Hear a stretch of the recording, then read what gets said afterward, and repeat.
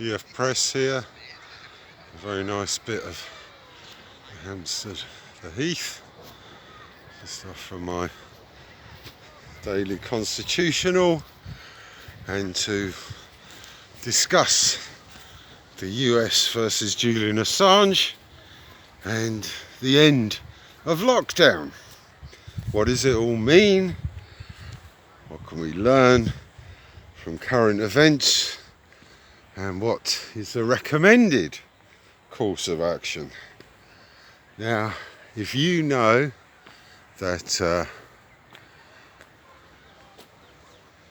Julian Assange has been isolated, tortured and denied his human and legal rights over the past decade or so, and is currently in the isolation at Belmarsh Prison, which is in its own lockdown, which will definitely not be ending on the 1st of June for the prisoners, having failed to release practically any of the remand and the low risk as they should have done to limit the spread in the private prisons and the public prisons, and additionally the care homes, etc. So his situation, his physical and mental health are not in a good way.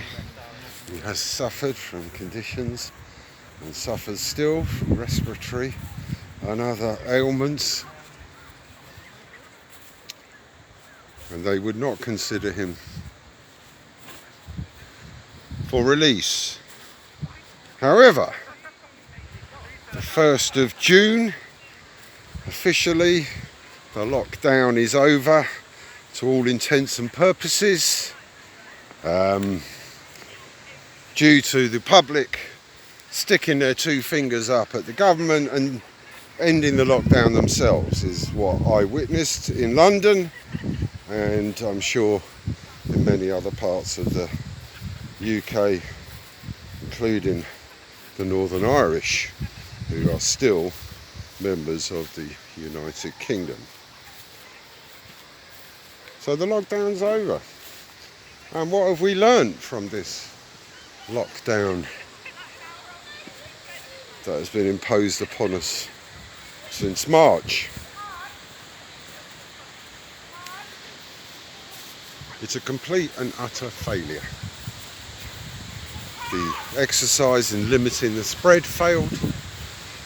Ordering the correct tests, tracing those who positive, and treating them in isolation from their community is the way we were shown in January as the most effective way of stopping the fatality rate of this virus. Well,